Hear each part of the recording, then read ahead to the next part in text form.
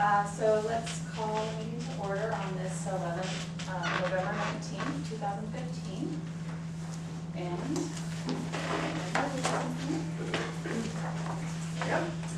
so first item is approval of the agenda, which if everyone's okay with if we send it all out and nobody has any comments. The next item is public comment, and happy to see there are some people here today. Would you like to go first? Mm-hmm. Go out unless somebody else would. No. Are you also going to speak? Oh, they're with Eugene. Oh, okay, great, thank you. Great, so go So ahead. I'm the only one? It sounds like it. Do I need to, this is fine? You can stand there, you can stand up, you can go around too. I think we're gonna try and limit it to probably no more than 5 minutes, if that's okay. My name's Rich Locke. I am a business owner here in Eugene. I own Mid Valley Metals company, and we manufacture sheet metal goods for the technology industry. And the purpose for my coming today is I want to be exempted from this program.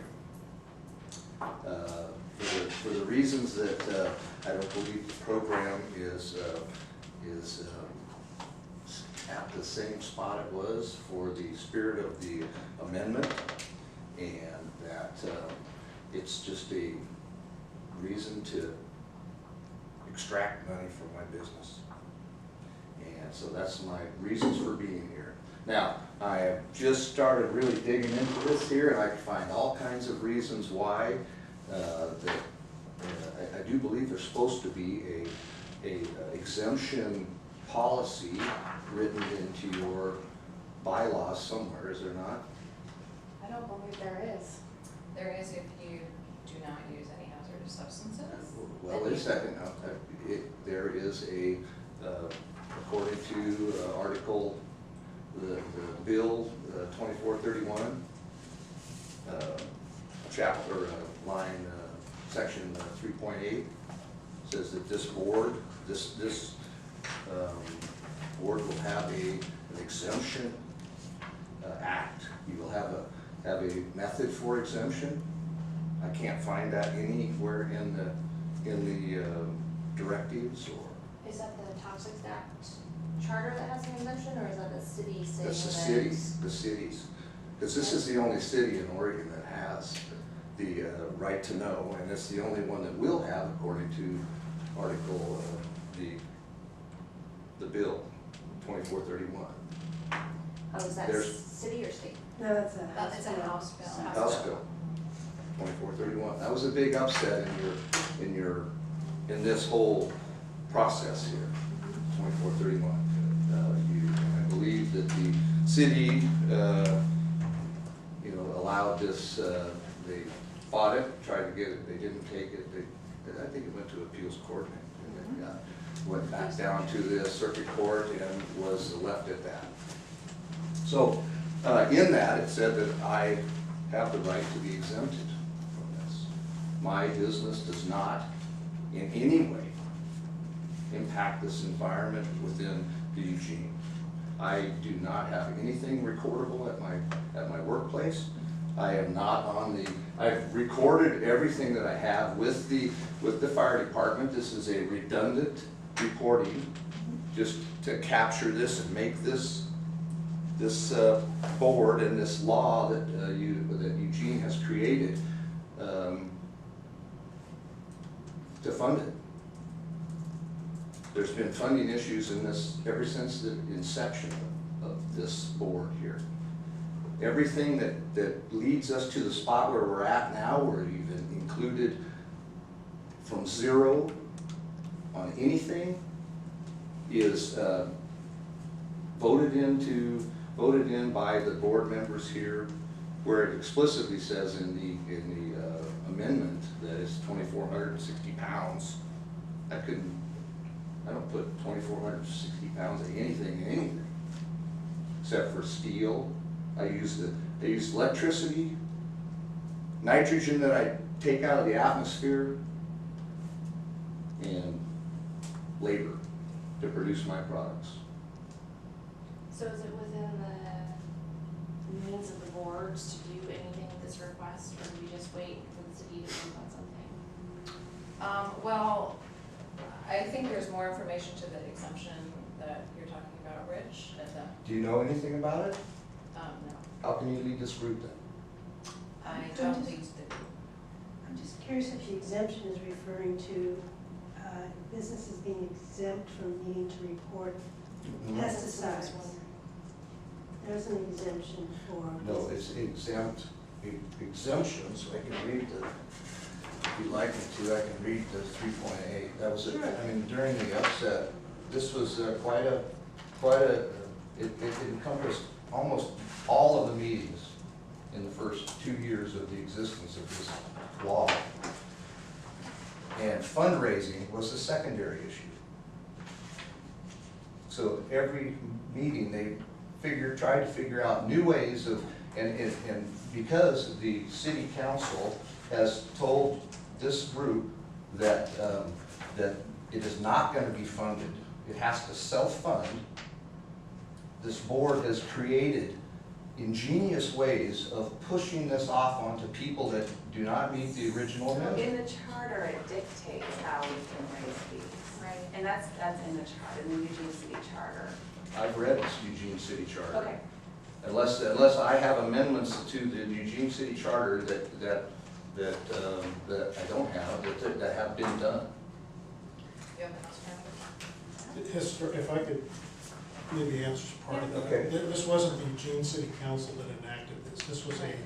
grassroots initiative petition that passed by the voters Right. to amend the charter. This still, as far as funding goes, this group still answers to the city council.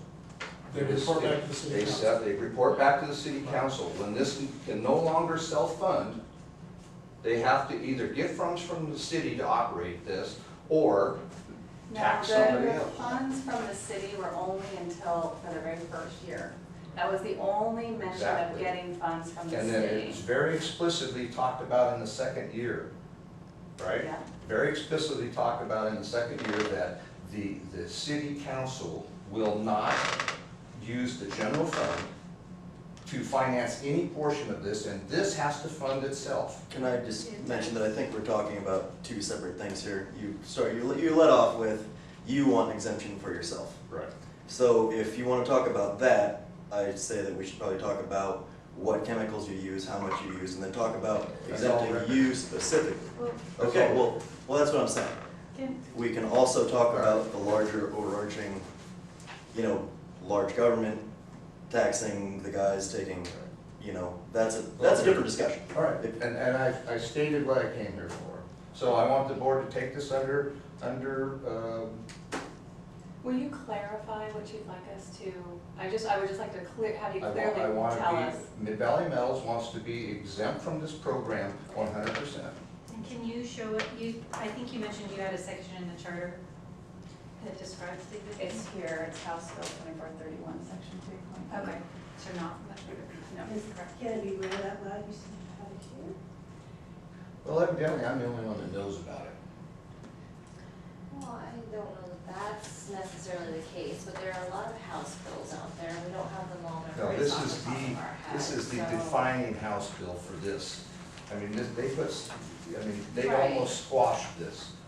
And rather than just, I don't know if it's legally possible to just pull this law out of the, Not without a vote of the Right. public, and we So, talked about that extensively. they did everything but have another vote.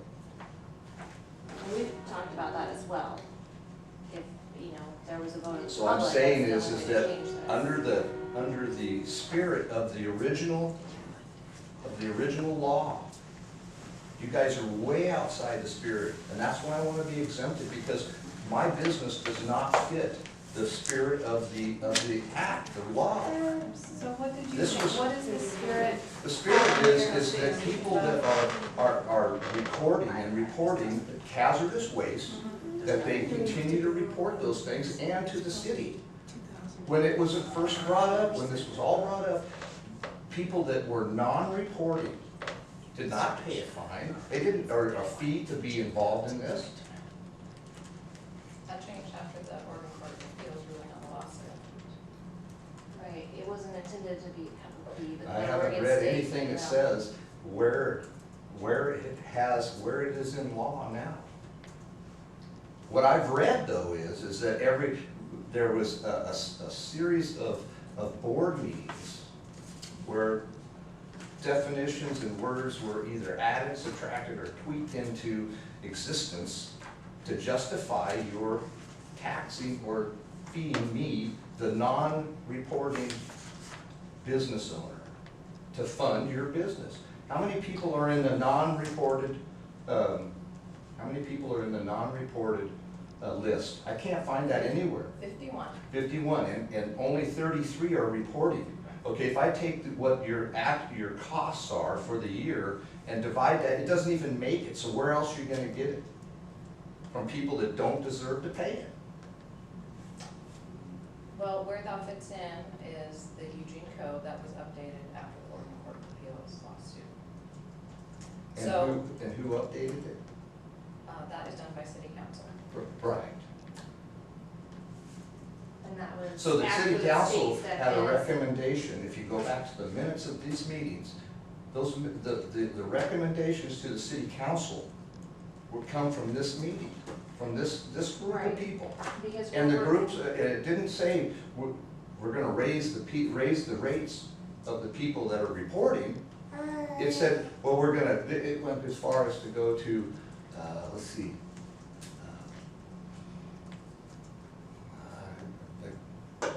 I can't remember exactly, but there was 3 alternatives with a combination of them.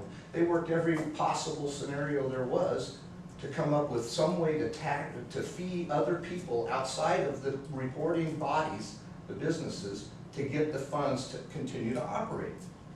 And that's where I come in, that's why I'm asking for this. The basis, really the basis for my exemption is that you're asking me, a guy that is ultra sensitive to the environment, my employees, I do everything by the book, and I'm actually paying another fee to do the same thing I've done for this guy. So I think- $2,000. That is 1% of my net profit for the year for something that I did already. I'm really glad you have come. It's really great to get some public comment, and as you have seen, Yeah, I can see there's no public comment ever, but Well, that's there not hasn't been for a while, but there is occasionally.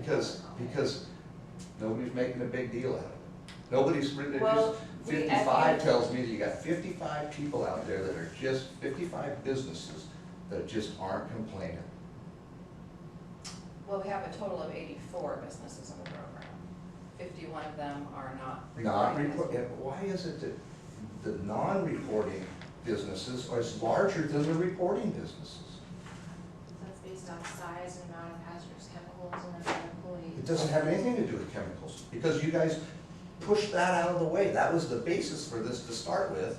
And this group right here pushed that completely out of the Are way. you talking about the quantity of chemicals? The quantity was 20, now it doesn't matter, it's from 0.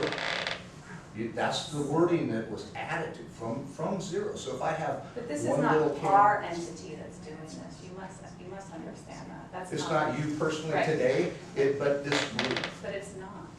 And That's, who is it? so this is the courts, the city charter, and the people of And I'd like to Eugene. have a map of And that. all we are doing is implementing. Can you map that out for me, Joanne, so how that comes into effect? Because it all All comes we to, are doing is implementing what is in the city charter. Right, so the That is people all you we are need doing. and the city charter doesn't represent today what it was. And that might be true. It And doesn't. that is why you've seen that we've had discussions about maybe changing the charter ourselves or having some amendments, something done. But that, I mean, I think that this is what's very common. A law is put down, it's not very clear in some ways, and that just doesn't work as you go forward. So I don't think we if- disagree with you in some of these aspects, Right. but if you would like us to look at your exemption, I think that that's something that we can definitely Mhm. take up. We're gonna have to do some No, research yeah. on the exact language. I still cannot find the House Bill 2431. I see one about It's police. very hard to find. Okay, But so you if you find could, it. I have it. you I'm do not have gonna it? forward Okay, it to great. you.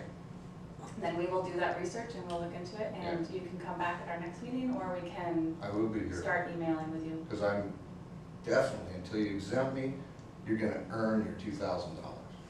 All right, well, thank you so much, Mr. Law. All right, so let's move on to the next, improve reporting through legislative process.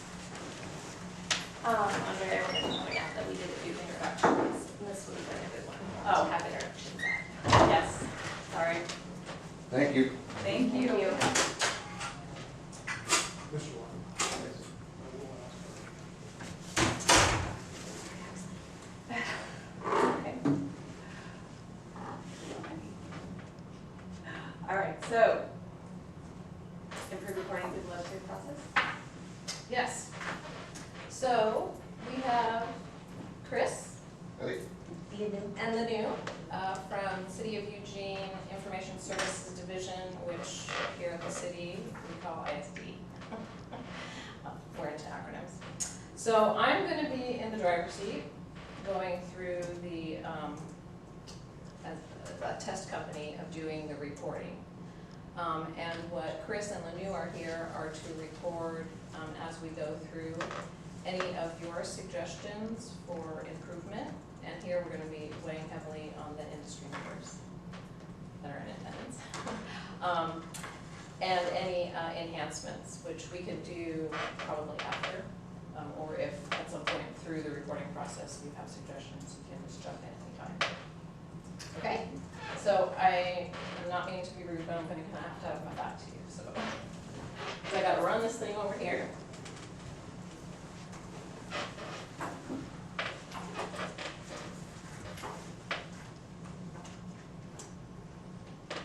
Walter, let's do that. Or Joe. I just have to mention I have to leave on I'm budgeting today. We're only missing Amber. I don't like not having written minutes.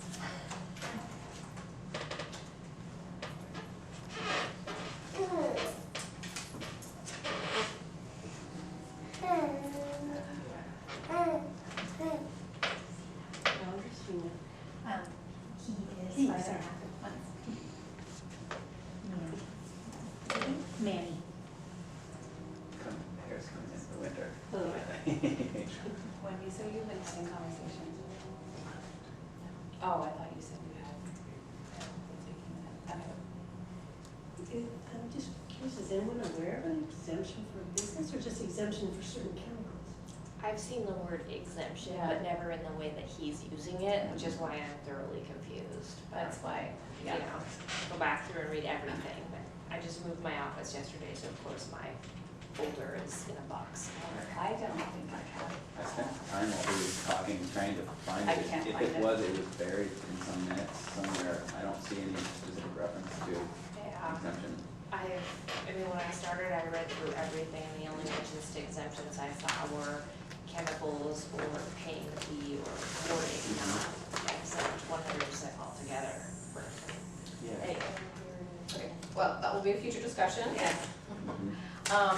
Are you guys ready? Yep. So when a business goes to do their reporting, the first thing they must need to report is, well, they need to check their facility detail, which is their, Question, Joe, can Yeah. you zoom in a bit? At all? Shift key, scroll bar on the mouse. shift key what? Scroll the mouse wheel.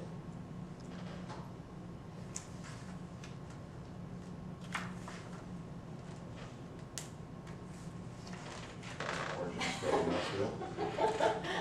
Not doing it doesn't work on our first. Sorry. No, it's okay. I get it. Full screen? I'm being my hair. I see in the bill that it's about police. It seems like if there was something that major, it would have been Come up. incorporated Yeah. into the charter. Yeah. Yeah. Well, it is on her list of the history. This, and it had to do with the fee. Sorry. Okay. Is that better? That's much Yeah. better, okay, great. Okay, so a business goes in and they make sure all of this information is the same, including the contact information. We now have a secondary email slot, which is very exciting. And if all is okay, they do the electronic signature box right there and put their name here as if they were printing it. And they save facility. So, any suggestions on this part? Oh, this is pretty much It's boilerplate. crazy. Yeah. And this is also, the first step in the reporting process is for businesses to provide us with their full-time equivalent employees. So that's what this number of employees box is for here. So that is usually due sometime early January, because that's when I bring the final full-time equivalent employee numbers to the Toxics Board to make the final decision on the fee recommendation. And then, anytime starting after businesses receive my year-end reminder that provides them with kind of a timeline of what needs to happen, and by when, as well as their company number and user ID and login, they can go in and do their reporting, but hopefully not till after December 31st. So for the second step in the process, they click on this, and well, we're gonna pretend that 2012 says 2013 for today's purposes. And we import the information from the previous reporting year. And so this kind of was automated just so that we could have the same beginning, ending 1 year inventories to just start off with a match on the January 1st inventories.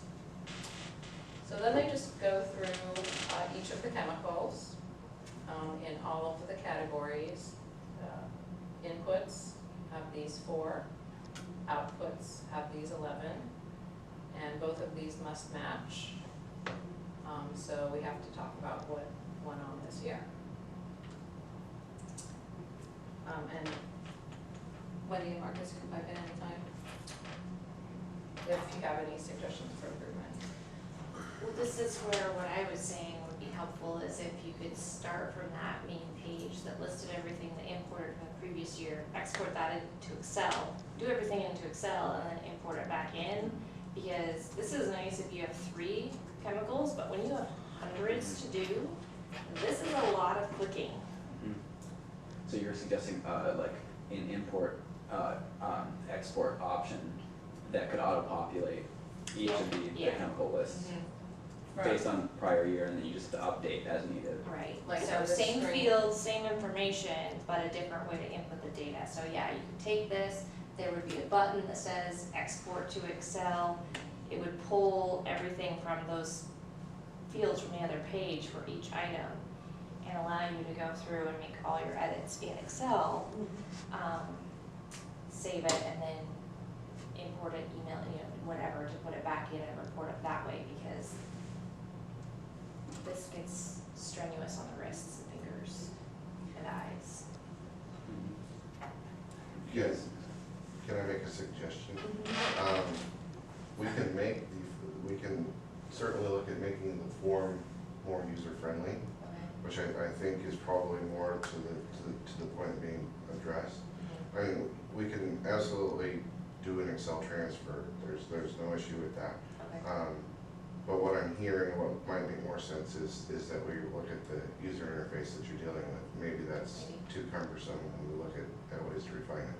Okay, sure, maybe, I don't know, I just, for us, when we get to this page and we have hundreds of rows, keeping track of where you are from day to day, because you're not gonna get it all done in one sitting. Keeping track of where you left off and where you have to pick up, going from this list to the other window and back and forth, and I know there's a next button that'll take you that way too, but it could be a little easier. I'm curious if you have any concept of how much time you think you'd save if you could do the export from Excel and then the import back. Like, Because um, probably at least, because I think it would be much easier to sit down and do it all in one sitting that way. because all my other data is in Excel, and then it's easy to sit down and work them together, versus this. This, we can get, might have to do it in 4 or 5 sittings. So that's 4 or 5 days, an hour a piece or something that we're sitting there working on it. And when we were thinking about providing as user-friendly interface as possible, do you have any idea about the majority of folks who are doing this chemical reporting using, is Excel the go-to, or is there, I mean, just in terms of building the I would say that everyone has Excel. yeah, and then Yeah. And everyone runs metrics, and usually we use I mean, I don't know anyone who doesn't use Excel to run their metrics. So it's kind of the base where, at least from the business side, that's what I'm familiar with seeing. I haven't seen it in any other format. sounds simple then in that case.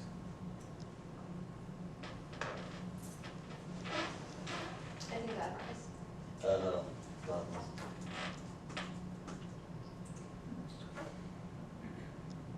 Okay. So I'll just.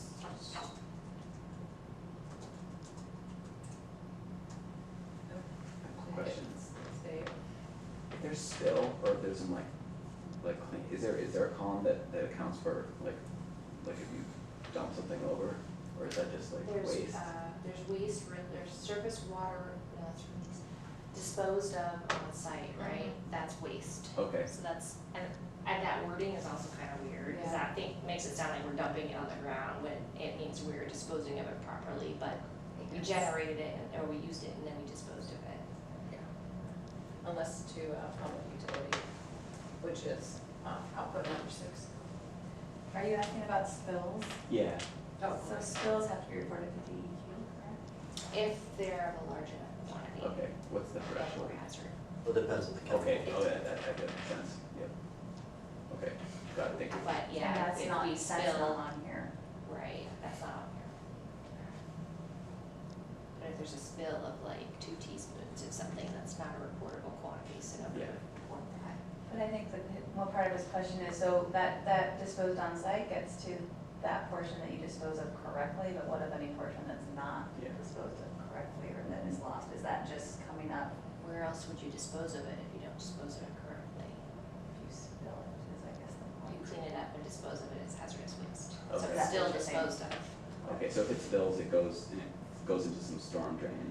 Then you would Yeah. use the water release or output 6. discharge, yeah, public It's utility. evaporated. Okay. And then, yeah, if it evaporates, it's went into the air. And nothing, but nothing to ground. Yeah, I suppose if it's spilled in the ground, I'm but just- even then, if something's spilled in the ground, you should You bring in a still have to- hazmat team, you excavate the ground, and the ground goes as hazardous waste. Mm-hmm. Just like when the trucks tip over on the side of the road, if they were carrying oil, all that ground gets excavated and taken off as hazardous waste. If there's just normal like spills and just little stuff around, it'll be quantified as either lost to air or or waste. Okay, disposed on site. Okay, so that outputs and inputs should match when you put in the third column of these other things. Okay. Hmm. Is there a definition everywhere of disposed on site? Yes, Okay. not within here, but Yeah, that's fine. in the 80-page instructions on how to do the reporting. Right. That's like one of the first sections is definitions. You forgot. It's amazing, I can't remember the charter chapter and verse. Right? Disappointed. So you fill out this, form for each of the chemicals that you have that are reportable under our program. And as you click, make your changes, you click save. And then click on to the next chemical, and we're only gonna do a couple.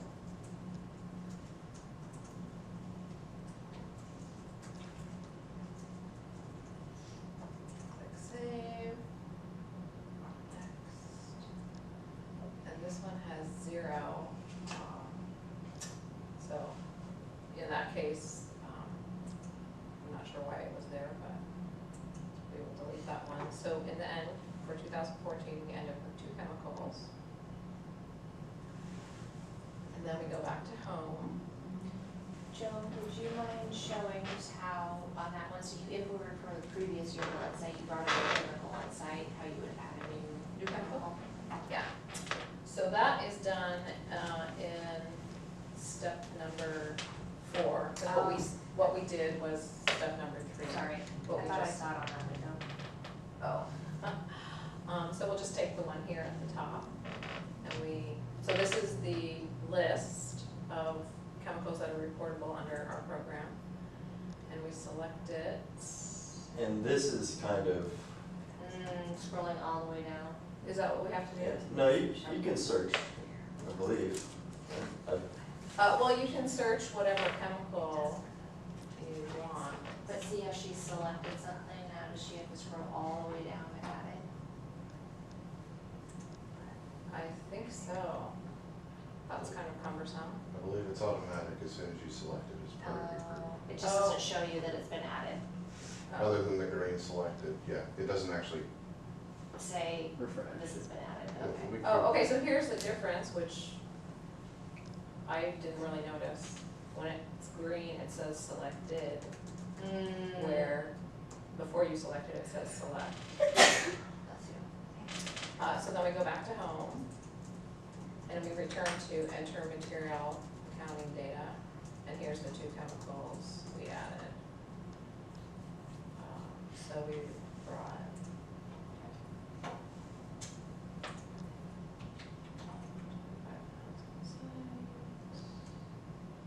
we didn't really use any, so we have 25 pounds at the end of the year.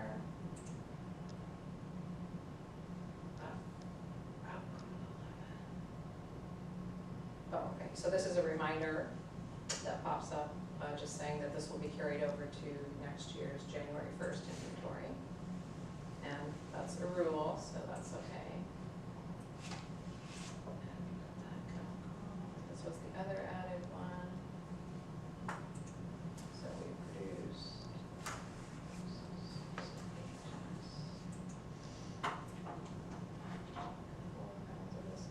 And I know this is not making sense.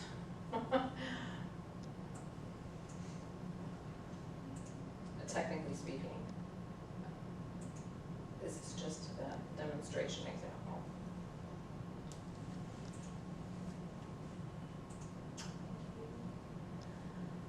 What's chemically altering, is that just when you have lost through? So if you have an acid in the base and you mix it and they neutralize and they're no longer hazardous. Okay. For It's like a process. Yeah, you're using it in process, so it Still becomes a has material or it becomes a product or it But becomes it's something else not that's in no the- longer what it was. So then the next step is to start the process of submitting to the city of Eugene. And we need to submit our 2014 reporting. So of course we want to review. And we just take a look, compare against our Excel spreadsheet, make sure it looks good. We can do a couple different exports or print.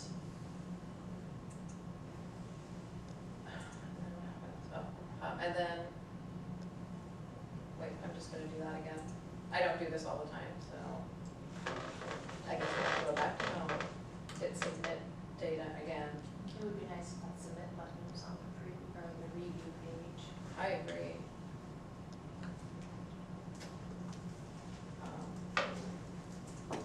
So submit, and it just says, are you sure you want to? Hit yes.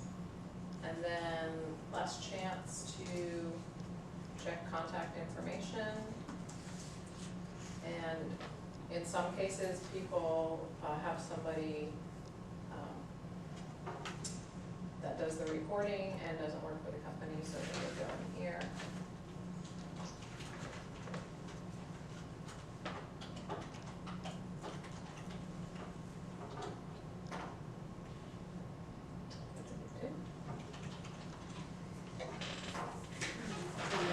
Are you hitting enter or tab? I think I'm hitting tab. I'm gonna try it again. Oh, This is a different keyboard than I usually work on, so I must have been hitting something else.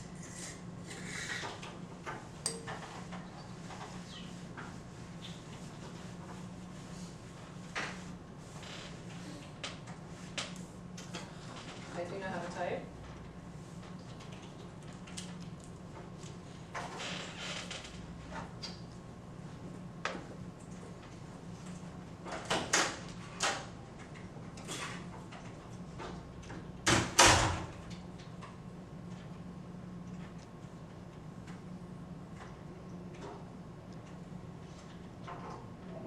And then click submit. And then what happens is that I get a notification email that somebody submitted their report, and then the person who submitted the report and put their email address in there gets a notification as well. So my kind of recommendation / question for you guys is if you go back to the list of chemicals, just how much work would it be? Right, this is the current, and then to get something like this, if you were provided this information for the other three, like the city of Eugene, fire marshal, and the state, they have different requirements for amounts of chemicals. Correct. If it would be my fantasy dream world that if we could just type that one chemical in, it would say, you know, you have to report all this, but that's not really realistic for a couple of reasons, at least at this point. But if there was some way to get those other requirements on our list, it would at least give people like ourselves a heads up saying, hey, you have crossed over this. And so, you know, even just having those columns there would be helpful, but if you went greater than 500 pounds, if it was in red, you know, saying, hey, you got a report here, I think it'd be very useful for people that aren't familiar with the system. So I guess my question to you is, if, let's say, the state fire marshal could provide a list in Excel, could you download that fairly easily? Would it take 6 months to do that, or would it have to be one by one going through? I guess, how reasonable is that from a time and money standpoint? Anything's possible with time and money. Oh, So I agree. Chris says that at every meeting. So, in saying that, it is definitely possible to do something like that. The state gets most of their chemical inventory from the TRI, which is the EPA Right. version of the program, which the EPA submits regular updates to theirs in an Excel-esque format. But the reporting thresholds obviously are set by Oregon and then also by Eugene. Mhm. And as we know, they vary. The fact that you have to report them is a common denominator. So we can always build a system around those. And if that becomes a more beneficial tool to the community, then that would be a great discussion to have with the community at large, especially all the manufacturers, to track chemicals, because that not only takes care of your requirement for toxics, but also is for hazmat as well. Mhm. I've been kind of toying around with such ideas as of late when we started talking about systems for each, and they both perform a very similar function. So in the realm of possibility, I don't know if that's within the scope of the toxics program to cheat, and I can't answer that. I can answer that yes, we could do something like that. Okay. Well, that's a start, like that. I did post on my page that form you sent me this morning, the Right. available form. Yes. Do you want to talk about that at all? You can pull it up. We can, sure. So, one of the discussions that we've been having, now to preface, when we started talking about possibly doing some work on the hazmat or on the toxic system, I went through and read all of the minutes. So I was kind of chuckling at myself at a couple of things, like, I read that somewhere. But the main key point, the main contention that businesses have had with the program is that they have to report to both entities. So I began starting to ask questions, okay, what's the differences between the programs? Is there any way we could do this once and not have to repeat the pain? That's my dream fantasy world. The short answer was when the program started, there was no way. It was all paper reporting. Both the city and the state have since brought their technology a little bit better, closer to modern. So it makes it more possible. What the state does, and I'm sure everybody who's actually reported to the state has seen this, is they use a PDF form. There's a few additional criteria that the state has. And obviously the pounds versus gross is in there. But it's fairly close to what we have, what our reporting requirements are. So we could add the additional layers to our system and then pre-populate that data onto this PDF if we got the state's approval. That's the worst case scenario. The best case scenario is the state builds us a way to just ship the data raw straight over to them. And then you don't even have to mess with the form. You submit it for the toxics program, it automatically generates up to the state fire marshal's office. That would be ideal, Okay, if we could just ship raw data. yes. How do we continue to report toxic data alone then? Because You would still What- report yeah. toxic data the way you are. What he said is we would go through and what Joe had demoed, that database, we would report all of that.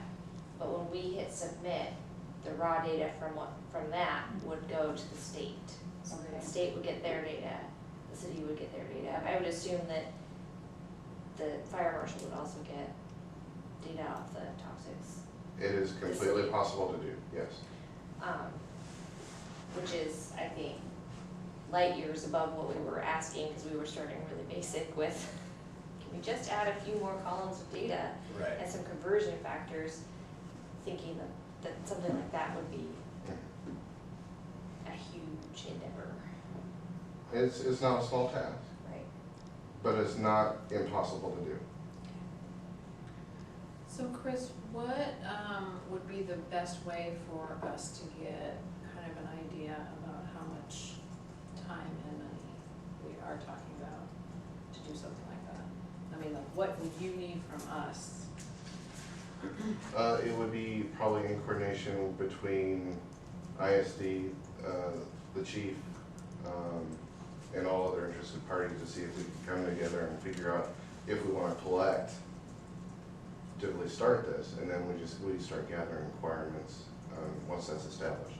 So we have to make sure it's in everybody's best interest to do it, and that everybody signs off on the project, because it's not going to be simple. Which means it's also not going to be cheap. Right.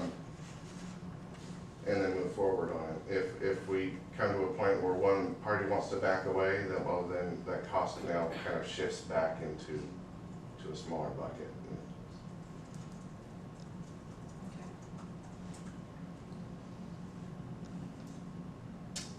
Marcus, can you give me that to distribute to the toxic, the rest of the toxic? Just had a question. So I'm, trying to learn about and understand, this is the first time that I've been exposed to the, the populating stuff, so, If anyone else wants one. let me know if I'm confused. So it sounds like, there's this effort to sort of streamline the process to make it easy for reporting to like multiple entities at one time, so it makes the labor reporting burden less on business community. And then on our end, like as far as public trust city workers, there's a budgetary and time investment in that. I'm just trying to think about like, we want to make we want to allow the business community to report in an efficient way, but we also don't want to overly burden like public taxpayer dollars in the funding of creating a new platform. I'm just trying to think about like how to would the business community be funding the additional software stuff, or would it be, who pays for it, I guess is my question. So, any costs having anything to do with this program need to come out of hazardous substance user fees, that are charged to the reporting and non-reporting businesses for the toxics program. So one of our other topics today is talking about, for the toxics program portion of this work, because it does involve some other entities, the rest of the fire marshal's office, besides the Eugene Toxics Program for Eugene Springfield Fire, as well as the Oregon State Fire Marshal's office. You know, if they're gonna be benefiting from this, we would probably ask for funding from them as well. But for the toxics program portion, it would need to come from the hazardous substance user fees assessed to the businesses in the program. Which is part of our budget. Which is our budget. Our budget. That is our Yes. budget, yeah. It's got it, okay, thanks. Would any of that be shared with the budgets if we were working with the fire marshal, or would that ever be? Yes, that's what I was saying. Okay, sorry. Could the toxics board put together a prioritized list of technological fixes that, I guess the price tag could be put on each line item, and then it could be discussed with the other entities about cost sharing, so that could be tackled in time? So it's not a big, if funding is an issue, I'm just kidding. If funding is a barrier, could we submit it in prioritized list and starting like the Excel file and the import and the export, and then the next thing and the next until we get it right. Yeah, I think that's part of why we were asking for small changes, because the big overall grand ideal is possible, but it's gonna take time and money, which is why we were thinking, what could we do for low cost and quick that would make significant changes, so. Absolutely. It's kind of like short-term, long-term planning with that in I guess, middle. when it comes to kind of getting the state fire marshal to buy in to what we want, you know, it's gonna be a little harder because it's the whole state against just Eugene. Would it kind of muck up our system or cause problems if we said, hey, if you help us with this, anyone in the state could log in and use this platform to do their reporting? I mean, Absolutely. Okay. That would be basically writing a system completely outside of anything that's controlled by any other component of the city of Eugene, or maybe even selling the finished product to the state.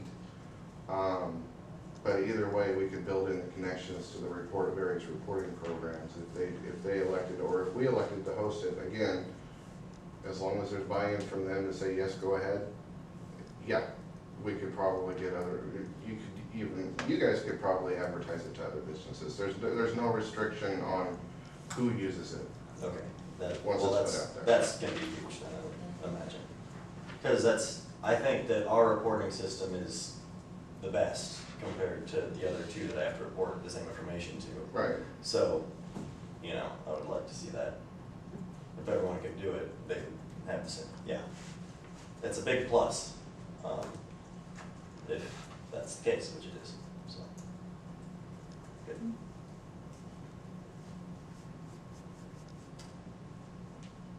Any more questions, comments?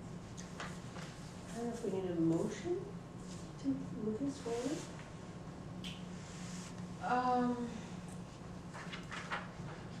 I guess we should probably decide on the next step. Yeah, Which- not necessarily a motion, but yeah. Some action item, something to, we don't lose sight of. I guess my question is, at this point, is this in the toxics board court, or is this in ISP's court as far as figuring out if there's buy-in with the other entities, or if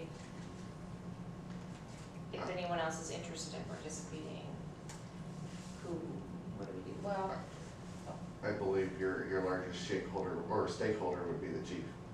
It would start there. And we have a lot of his time booked up already with really high priority processes for us. I mean, we have the toxics board, obviously, in our department, we take it seriously, but this is a very small part of what we do out there. right. And I think it would be a coordinated conversation between me and Chief and probably the new and Chris and Al, just to talk about. Well, theoretically, theoretically, if we spread it over like 3 years' time, with, you know, just something very simple like an Excel,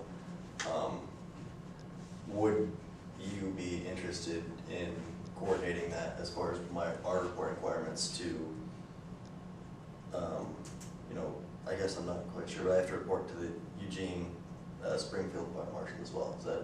He reports to me. He reports to you. Yes. So, you know, when I have to report, so I'm also reporting to you. But I'm responsible for all the resources that we have. Now, this is something I've asked for a long time, and Joe and I've had quite a few conversations. I see the advantages of it, but I mean, we have contractual things that are driving changes we need to do to our scheduling program that, you know, it's our 270 firefighters out there Yeah. that need to be done. We have our pre-emergency planning program.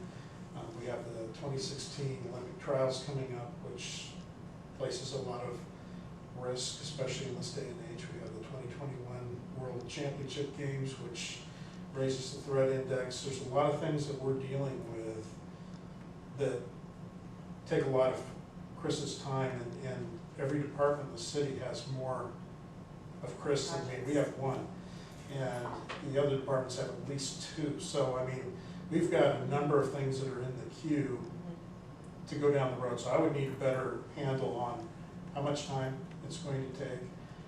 Is the state buying in? I'm also always concerned with the state, because we can get a program with an interface all written today, and they change their program tomorrow, and all of a sudden our interface doesn't work again, we're back to square one.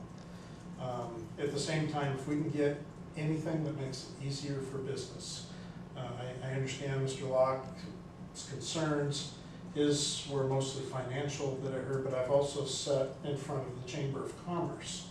And what I hear there, it's more, what can we do to make it easier for business to report the information? It's not even the argument of reporting, but what can we do to make it easier, especially with two programs that are very similar, plus we have the federal reporting piece as well. So how do we start bringing these into a reasonable overlay and have a progression and a plan to get there? So, I mean, sure, if we spread something out over time, try and get the most important pieces in place first, and then keep building onto it so that we have a framework that can be added to, which is what we do with our scheduling program. That's moving in the right direction. Oh, I was gonna say, so maybe it sounds like what we need to do is come up with a priority list, as Lisa suggested, then we can maybe come up with some estimated time commitment, Right. then we can come to you.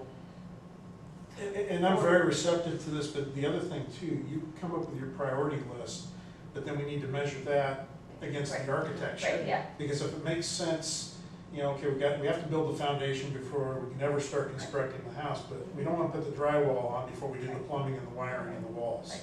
So you may have a lower priority that gets added in if the goal is to get to a certain point. And this is our very first step. I mean, Sure. we're No, not this is- expecting, this is. I applaud you for doing this. I didn't want to sound too harsh. I'm thinking of all the things that I know we Yeah, need him to honestly. do, and the short time frames that we have to work in. So I'm also wondering if we could approach it in the other aspect, whereas you guys kind of talk and come back to us with how much time could be spent on this each quarter, each month, each year, whatever. And then we just use that time appropriately with our wish list. I don't know that we should be the ones prioritizing it, because like you said, you guys are the experts on how long it takes and what order things should be done in logically for the long-term goal. But if you guys, I don't know if that would work either, if you guys could tell us what's a reasonable amount of time, and then we just have a list and you guys work on it as you can, that works too, I think. Because if there's just kind of slow, constant improvements year over year, everybody's gonna get happier because it's gonna be easier each year. Right. And the more we can make this so it's user-friendly for Right. the people that are responsible for reporting, but then there's other ways that we're going to maybe want to use this data that you're not even thinking about. And we have, with our mobile computers on our apparatus, we like to know what we're gonna muck around in when we get to a fire. And it's nice to know what's there, what quantities it's in. As you know, some of the chemicals mix and you create properties of unknown value. And that's important to us and our people. But I think if we work together, whereas you guys set the priority for timeline and we start working on our list of what, from the user's perspective, we think would be advantageous, you guys are gonna be able to put them together and say whatever time you have to work on it, this is what makes sense to do first, second, third.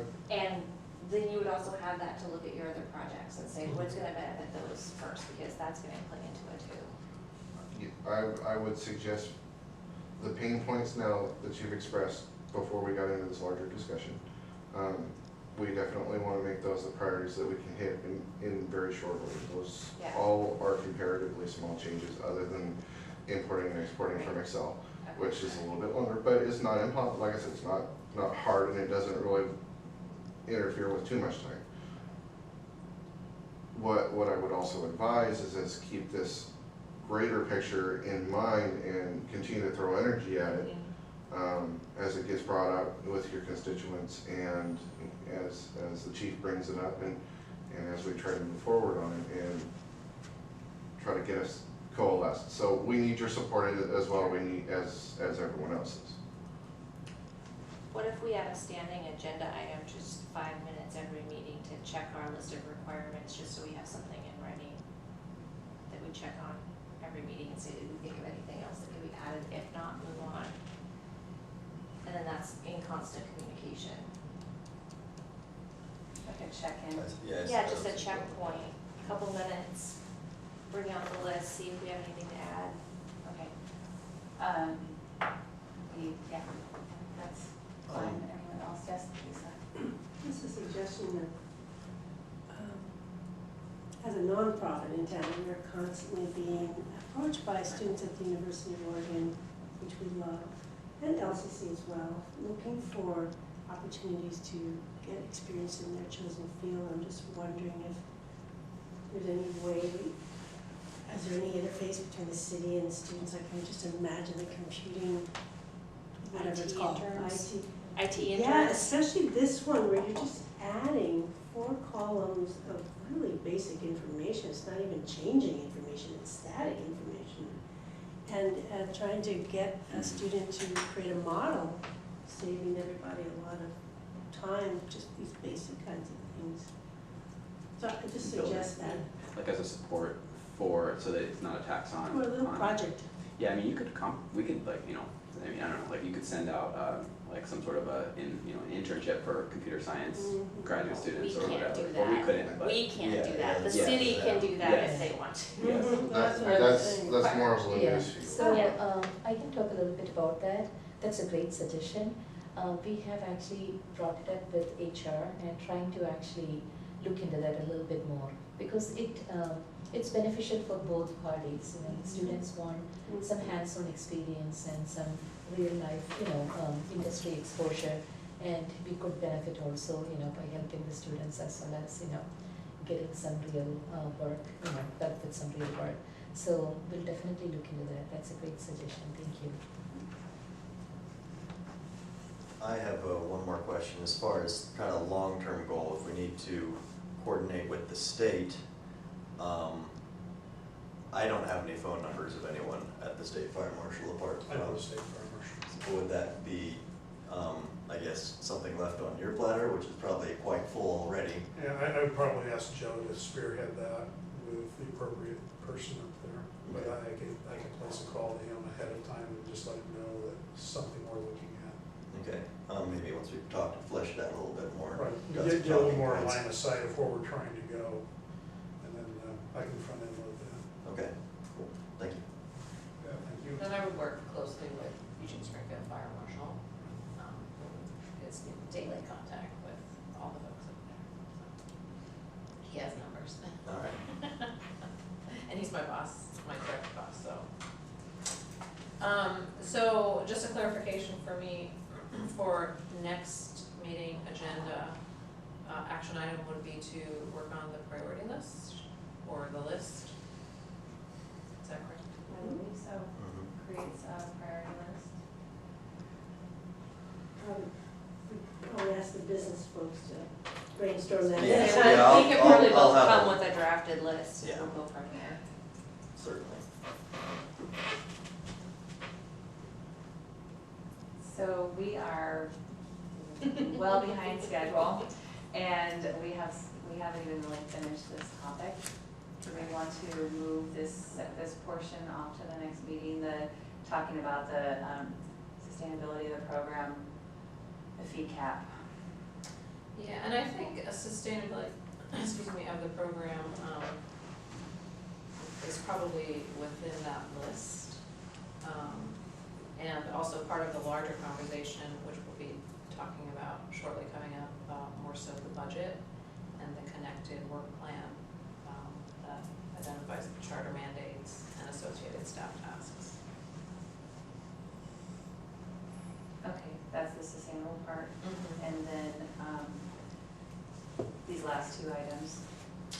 Yeah, I mean, we have to kind of get our ducks in a row, I think, before we start spending time on like communications and outreach plan. And that's my thinking, but everybody else gets to decide.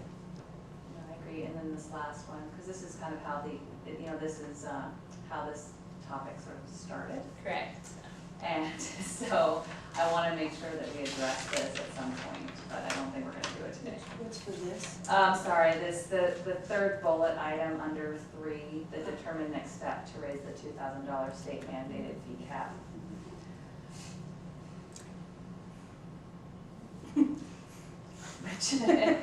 We don't have time. No, we do delve not into have that time today, but it so needs, I think it's- it really needs to be discussed, so. Okay, so should we move on then, and we will put that onto the next agenda, and then we're at the beginning. Okay, yeah, keep it. Sorry, I Yeah. just want to circle back to the public comment. Is there a way for you to send us what chemicals his company does or does not emit and what their fee is? I was sort of shocked that he says he pays the full maximum The fee. fee is $2,000, his invoice is $2,000.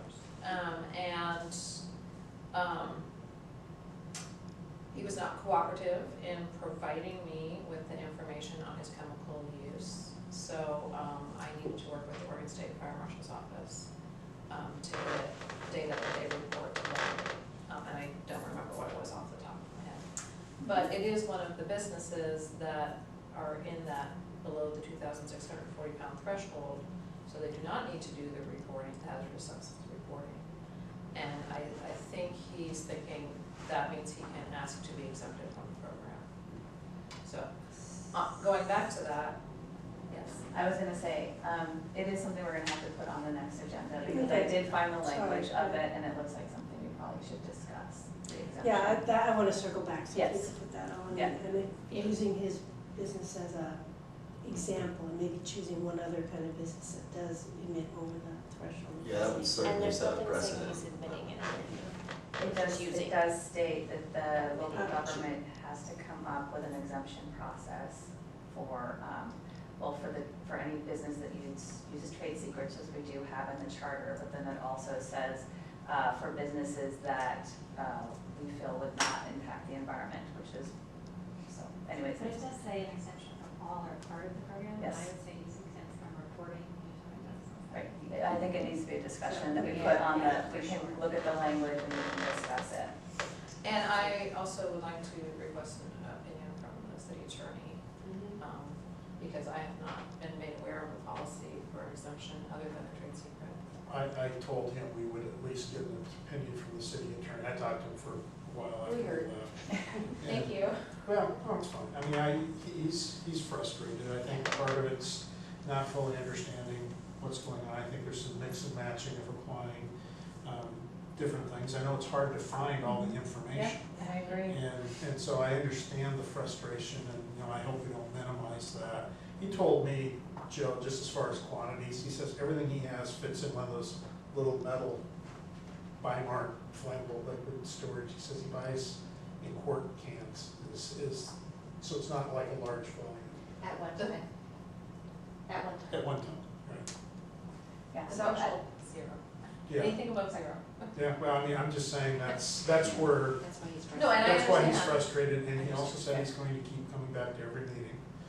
And so, which is great, we need public involvement, and I think that's fine, and I think it is something from what I can see, the language is, something we need to discuss, definitely. So let's put that on for the next. I just wanna make sure we don't just drop it. No, No, and no, channel no. the energy, so that Yes. he can help us get to a good place. Yeah, and speaking of that, I mean, we are talking about doing some, community involvement. I mean, this is exactly where we need to be thinking about that portion of this, so. Let's also then plan at least 10 or 15 minutes for the public comment in the agenda.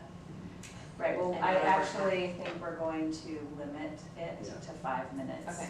I think that that's pretty common. In fact, Joanne and I are in a discussion now about what that Okay. will look like, and we can, okay. Anyone feel like we can move on to the staff report? Okay, great. Okay. I'll try to get through it. You have 3 minutes. Just kidding. Oh. Not even 5, huh? Okay, so I, on a suggestion from Andre, I came up with this creative idea of everything I send you, I will take a picture of the front page in my staff report. I'm sorry my back is to you. Just go through to give you guys a visual of what I send out to try to refresh your memory instead of me sitting here reading my list of the titles. Can you zoom in again, please? Oh. Or show presentation mode? Bottom right, Bottom right. Yep. Yeah.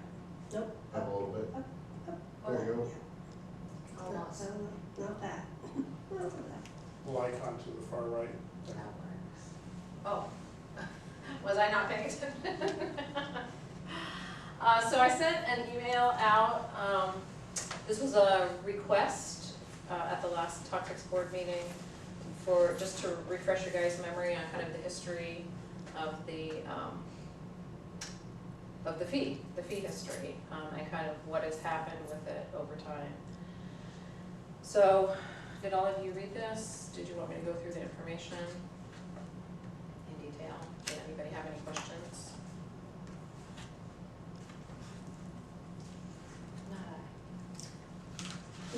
And if you could send us by email that 2431, just so we can read it for the next meeting. The House Bill 2439? Yes, I have that on my list.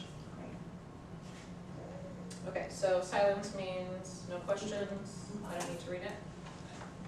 If you wouldn't mind, let's see. Never mind, I'll talk to you about that later.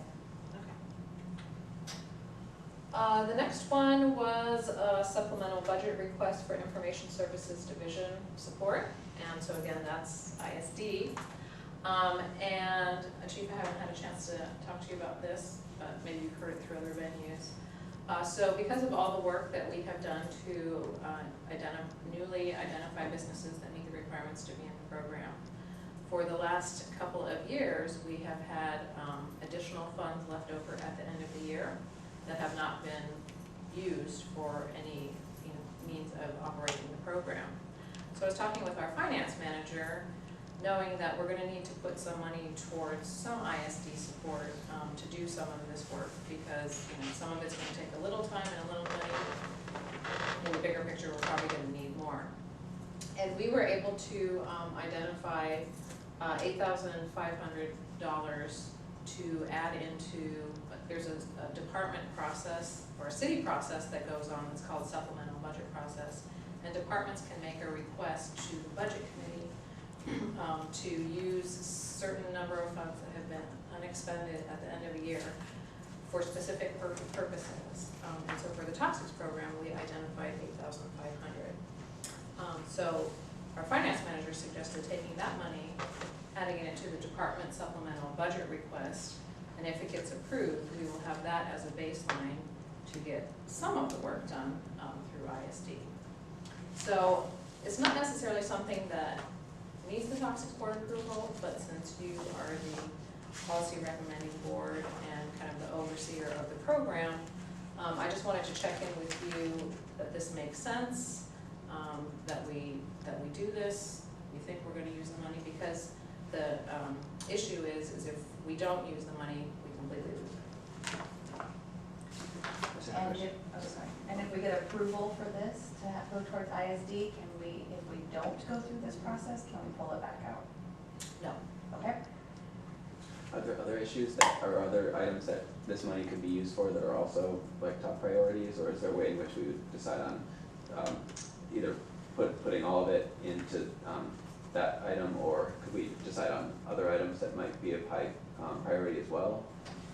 I think how it works is it would need to be used for the ISD work. We don't This is the really- first time I've gotten Okay. involved. We don't really spend money on anything, so IT support's the only thing that's ever come up that involves needing money for. There's one thing on our agenda, and well, your question makes me think of it, and I don't know if it has to have a budget or approval. It's the community outreach. I think it's been said that there's no time, there's no budget to do community outreach, so that's the only other thing I can think of that we've mentioned before. Excuse me.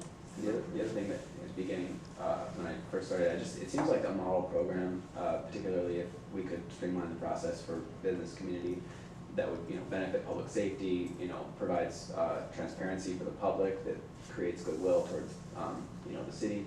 I mean, could we, host an event in another city, or, do some other outreach? Because, if the other cities picked up this model, I think it's a cutting edge in the sense of public transparency around toxics, and I don't know, there seems like there's a lot of ways in which we could spend the money. I don't have any hidden, but just to sort of think about, what ways in which we might use it to, pull other people in and help, or, as well as talking about the other steps. I am certainly not opposed to outreach in any way. I am fairly passionate about the ISD, so that's kind of where I stand, is that's where I would like the money to go, particularly if we don't have a clear objective as to where else it would go.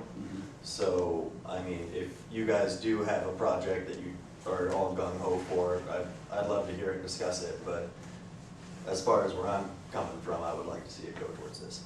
No, I think, I don't think anyone disagrees, but I think there are limitations to what we can spend it on, and the board is very limited to the charter, what's in the charter, and I don't know if any of, those first ideas you came up with, I don't know if any of those would be able to, but please come up with some more ideas. I just don't know how directed does that money have to be? Does it have to be specifically for something?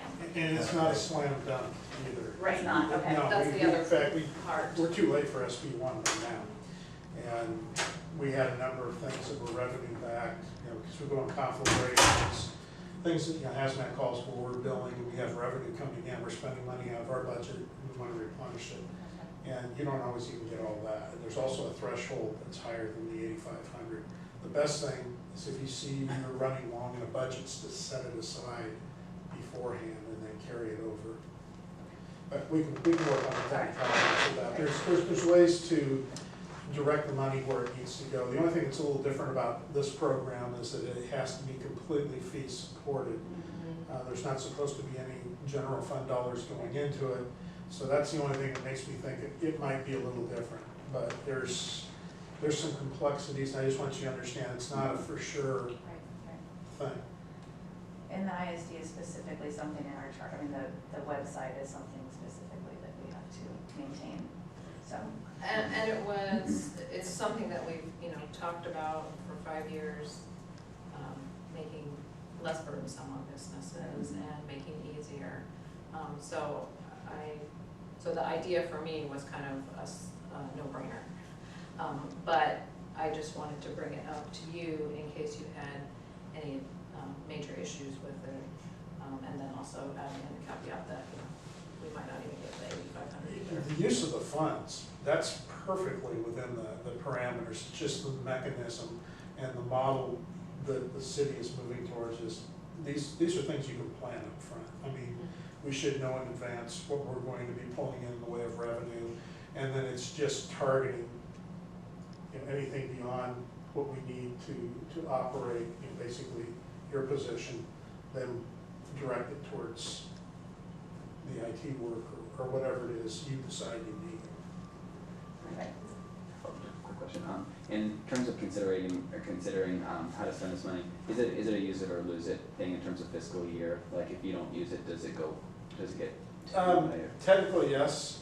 You have an appropriation that you spend, but we try to have a little more discipline than that. It's we're not going to go out and buy a bunch of frisbees just to make sure we spend every dime, because there's the carry forward that we actually need for, reserve for revenue shortfall, because, when property taxes, this is separate from property tax, but the purpose of it, property taxes, you don't start collecting until November at the earliest. We need that money for the first part of the fiscal year to carry, so there's money that gets carried forward. But something like this, even if you can't spend it in the fiscal year, we can encumber it for a directed, targeted thing like what you're talking about here. But like I said, we're getting into the weeds here. There's ways to do it. We just can't always rely on supplemental budget process, and there's no guarantee we can get what's already been turned back. Okay, Fair enough? we've got 10 minutes left, and I know that there are some things we have to address on here, so. And so just one more thing, this one sentence paragraph here, in another one of our items, the budget for fiscal year 17, I sent you 2 versions, one with an added specific line item of $5,000 that we could continue until we get all of our ISD work done, in case this doesn't work out, or we don't get to use it for that. So we'll talk about that in more detail. Did you have something else? No? Then I sent out an email, oh yes, the request for assistance. Thank you, Marcus, for trying. Yeah. And then thank you, Wendy, for finding the issues. I very much appreciate that. No problem. Yeah, I'd love to help. And then, It doesn't always work. Well, and it was a lot more difficult task than it sounded too, so that's why I needed help. And then I also put together the draft fiscal year 17 budget, preliminary budget, which is another item on our agenda that will probably need to be moved till next time. And then we have identifying Mid-Valley Metals and Childers Meat. Coincidentally, just really quickly, both of those businesses have not been cooperating very well. So, most businesses are not happy to hear from me that they meet the requirements to be in the program, as you can imagine. A lot of businesses at least handle it professionally. Neither one of them have. Childers Meats has sent my information packet to their city attorney, and we're still waiting to hear back from the attorney to confirm whether or not they do meet the requirements to be in the program. But as I have reported to all of you, I do a lot of careful work up front to check and recheck to make sure the businesses do meet the requirements before they even ever hear from us that they might meet the requirements. So you'll be hearing more about those 2 businesses as we make progress. What was the second one besides Childers? Childers Meat Company and Mid-Valley Metals, Oh, okay. our guests Yeah. today. Then we also identified Mackenzie Stone and Tile and Pro Contracting, Authentic Models, and confirmed that Falling Sky Brewing House does not have to report hazardous substances, and an inventory number 6 update status report. But I have a more current version of that, so we're not going to go into detail. Confirmed that Authentic Models Inc. does not have to report either. And here's the details on the annual Federal Regulatory Chemical List review, which was updated after Lenny and I met. Confirmed Pro Contracting does not have to do the reporting. Final numbers for the inventory number 6 is that we newly identified 12 businesses, and reportedly 107 do not meet the requirements. And what that word means, when I put it in my memos, is that I am not confident that everybody who responds truthfully and accurately, but at this point we don't have any process or staffing or resources to do any follow-up on those. So that will be a topic we'll be bringing up from time to time. How do we address that in the future? Okay, so this is just kind of giving you a heads up from Richard Locke at Mid-Valley Metals.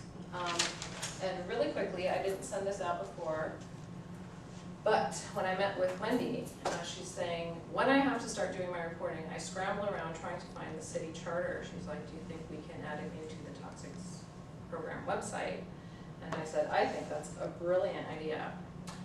So just to show you what that looks like, I went ahead and did the work, and I added here on the left-hand column, the top link would be City of Eugene Charter.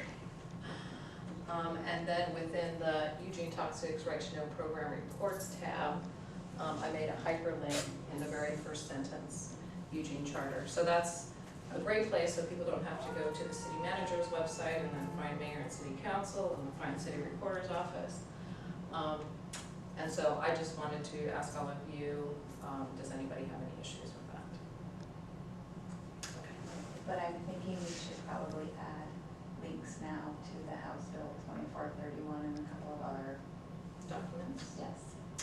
Would you like to take the lead on coming up with some suggestions to bring to the table next time? Yes, but well, there might be things I don't know about, but it would probably be, It'll be a starting list, a Yes. working list. Yep.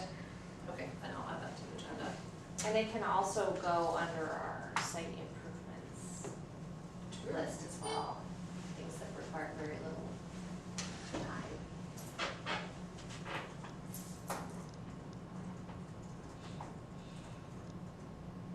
Okay, that's it for staff report. Thank you. We have 5 minutes. Yep. That was pretty good, Marcus. We got one. Usually I'm a lot more long-winded than that.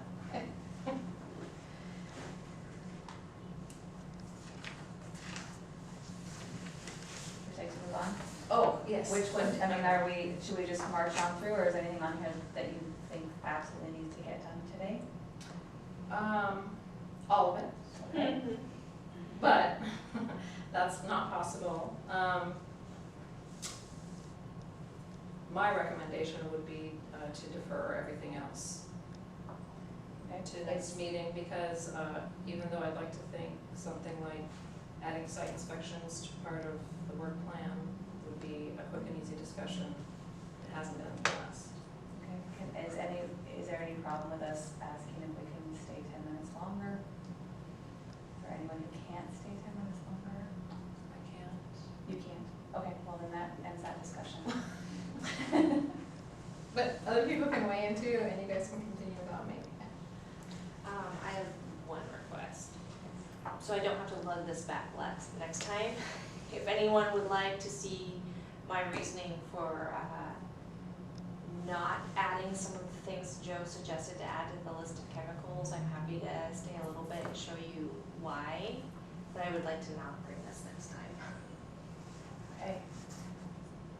In short, what she identified were not chemicals, but rather were waste codes. Things that are covered under hazardous waste regulations, which the Toxic Charter does not cover. And I have all the codes listed here to show that they are actually a part of another regulation. And they pertain to waste, not materials of use on site. So that's And that is definitely, I was at the DEQ's hazardous waste class today for the second time. Oh, And nice. I It's was all reminded that a material is different than a waste. Yeah, it's all the so- FP, K and U codes and D codes that she had added to the list. I was like, wait a minute, these are there? Is that So- is that referring to part 5 here? Yeah. Yes. So is that all that we needed to discuss for that? Yes, because it had already been decided that all those were gonna be added. And so what that was all about was, these are not within the scope of the toxics program unless we're going to change our reporting requirements, which would take another charter amendment, which is, we probably don't wanna do that right now. Can we vote on this today? We can. Okay. Is this It'll take a minute. sorry, is this the 5 chemicals, capital, electronet, EE, I think I glycol, actually put it on. S, ether, It's this ether? one here with all the crossed out items. Oh. It was last meeting, we had voted to add them all because Joe had done all of her homework and had identified pages and pages and pages of chemicals that should be added. But upon further investigation, they are not in fact chemicals, but they are waste codes. Some of them are not. Right, so this is just to correct or addend our last vote to say, let's add everything except the waste codes. are some of the chemicals, are there anything specific, or is it all of these chemicals? Just the ones that are crossed out. Okay, so that's like maybe hundreds. Yeah, and they're all waste codes, they're for waste, not materials being purchased from outside or used. That's what I wanted to make sure. Are these chemicals that are, can be used, or can be waste, or also be used as, Those are waste codes. what is a waste code as We opposed can to? take a vote. Yes. Yeah, I guess I'm just, I'm confused We will about push it. it off. That's either, so. But Yeah. if you want, I will show you this, and I will bring it next time if I have to. Okay. Or You can maybe I leave don't it here. think I need you to show us that. I No. just- Okay, Just explanation. okay, that's fine. And just to clarify, because I just spoke with Joanna, it's actually a revote, so we'll A revote, which is fine, so we'll address that next time. And we'll have to put all these off and a few other things we discussed, so any more comments, then we'll adjourn. Yeah, oh, 16. I have one more comment. So I will be polling for the next 2 toxics board meetings. One will be in December where we can hopefully get through all these other items we didn't get to today. Plus, we really need to start digging into the fiscal year 17 budget, because that information needs to be submitted to city council by the end of January, or city manager's office by the end of January. And I will be going to city council public hearing on February 16th. And it would be great if some of you could come and speak in favor of the program during the public comment period. What's the date? February 16th at 7:30. An email reminder would be swell. Okay, I'll send y'all an invite. And now you can adjourn the meeting. So I will be sending out a doodle poll to get your schedules for the next 2 toxic board meetings. We are adjourned. Thank you, Thank everybody. you.